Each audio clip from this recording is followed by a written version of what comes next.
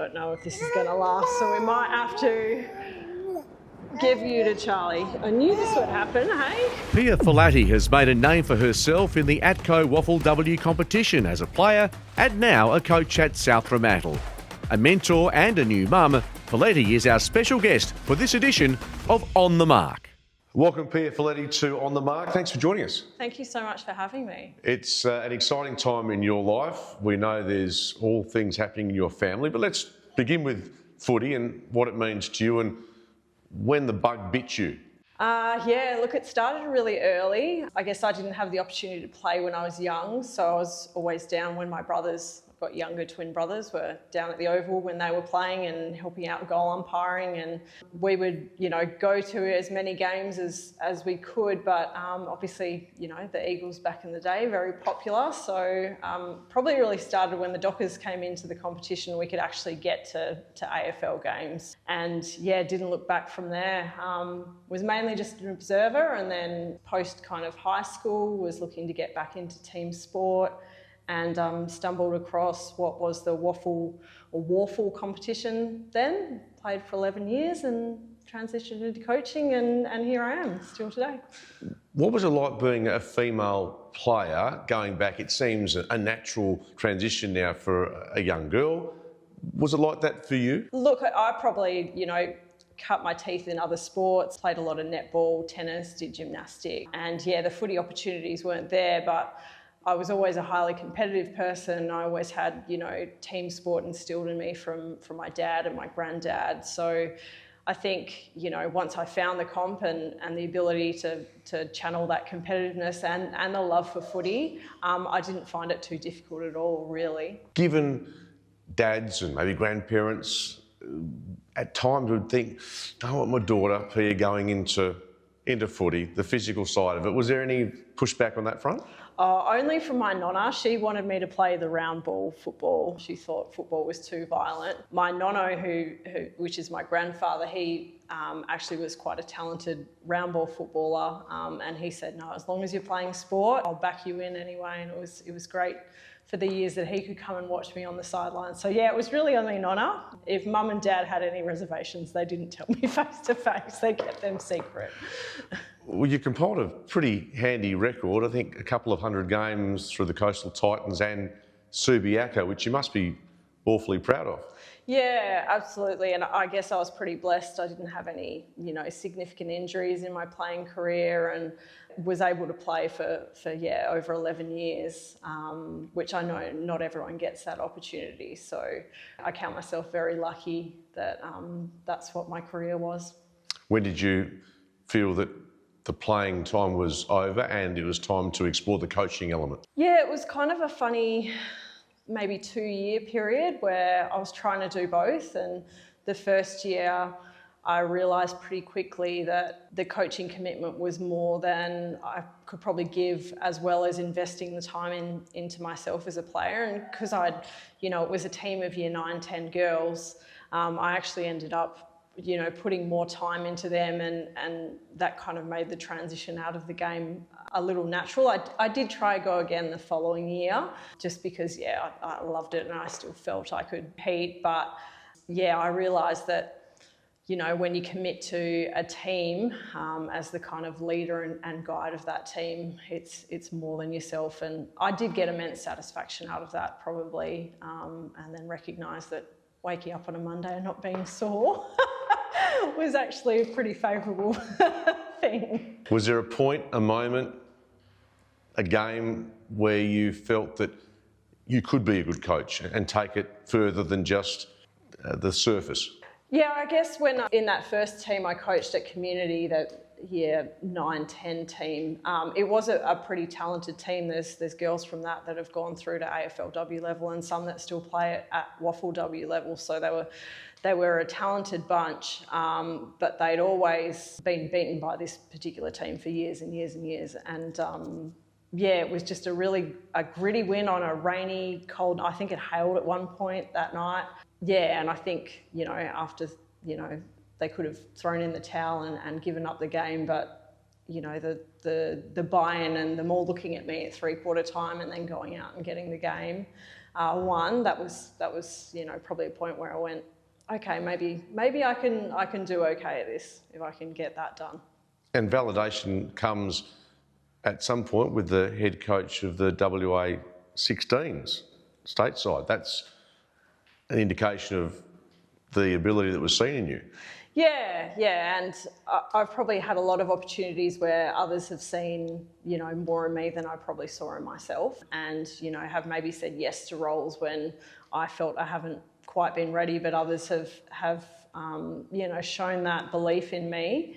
And that was probably one of those periods where I'd just come out of the AFLW system and was a little bit, kind of at odds as to what to do next. Do I give up coaching altogether? And that was a really good program. It's only a short one, but being able to coach a state team, to take on other states in a national comp, was really fulfilling. Talk us through your AFLW experience at the Eagles. So started there as a development coach and then became the forward lines coach. So was there for 3 years, but was in that we had the 2 seasons in 1 year, so across 4 seasons. Loved it. It was very challenging. It's good to see now that assistant coaches are more so like full-time roles at those clubs. At the time, I was still working full-time as a teacher and then balancing that, and there was a bit of a shift towards the end where the girls started training during the day, and that meant doing a bit of creative timetabling with my teaching role. Yeah, I loved it. I learnt a lot. It challenged me. It was hard to come out because I still felt I had more to give, but the greatest blessing is I've ended up here. So I'm still able to hone my craft and get better every day, and immense satisfaction from this role. You mentioned the teaching part of your life. Is that an extension to what you're doing with coaching? Do they have similarities?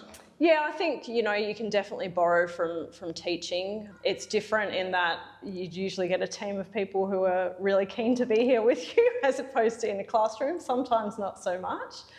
But that ability to know that, people learn different way and need to be communicated with different way, I think a lot of those aspects from teaching are really translate across well to coaching.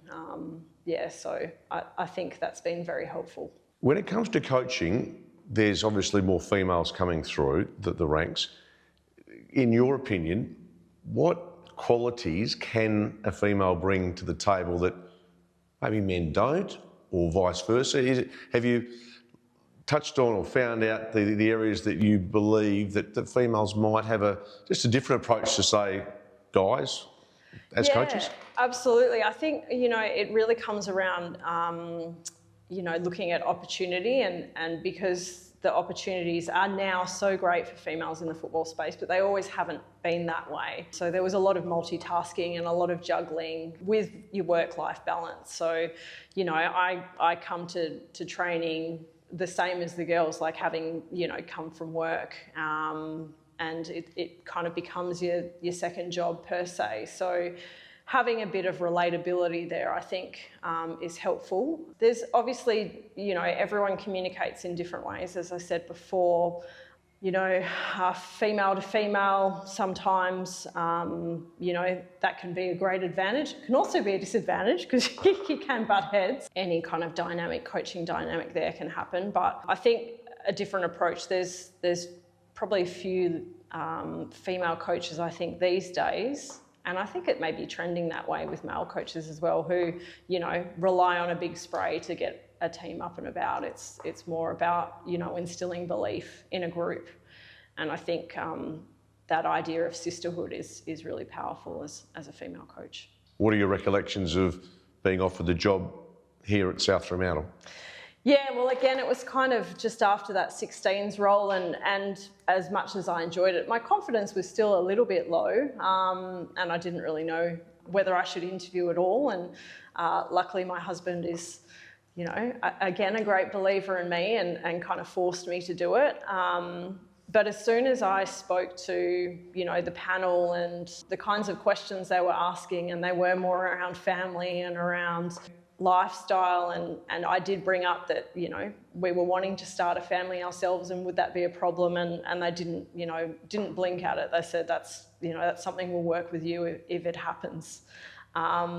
So yeah, from early on, I got a very good vibe, and I probably was anxiously waiting for that call to say I'd got the job, because I had felt so great about the interview, whereas, I kind of walked into it with a lot of, apprehension myself as to whether I could do it.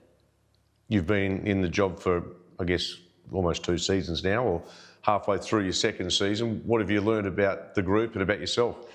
Yeah, I always saw them, as a talented group, and having been at Subiaco and kind of seeing them from the other side, knew the potential in the group, and I think we're still unlocking it. That's really exciting that we haven't, hit our ceiling yet. There's still a lot of growth to come, and the group has changed and grown with me as well. Obviously, came in with a lot of things I wanted to do, and didn't want to throw them all at them, initially, because it could be a bit scary, and learning a whole new system. Whereas, we kind of focused on, education and building footy IQ.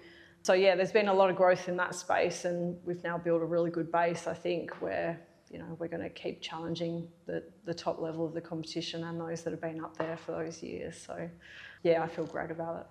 You mentioned talking about family when you interviewed for the job. That has eventuated. Explain the emotions when you found out you're pregnant, you're coaching, all the challenges that I'm sure of now you've dealt with or are dealing with. Yeah, obviously it was kind of, and we couldn't foreshadow it would happen so soon, and it would happen, I guess Josie would arrive in season. You can't plan those things to that letter.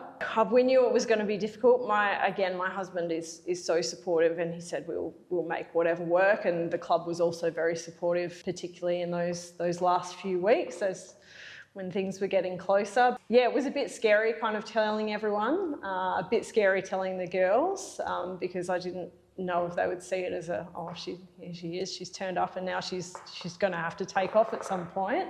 But they embraced me, and they've embraced Josie as one of the sisters, and she's down here and loved as much by probably the playing group as she is by her biological family, to be honest. Got a bunch of babysitters potentially. Yes, absolutely. In fact, sometimes we have to check and make sure, are you really a little bit sore? Are you taking some training off just to look after Josie? Or yeah, they're great with her, and it's great for her to grow up and be around, such a strong group of girls. We do ask this question as part of On the Mark, your best day of your life that you've had that you can publicly talk about? Yeah. Oh, look, it probably is, the arrival of Josie. It wasn't an easy day by any means, but, in terms of, there's nothing like that. I guess you get told it before you're a parent, and then you don't really understand until you actually become one. So, yeah, that's to date. Before that, it was probably my wedding, but to date, that's now the greatest day of my life.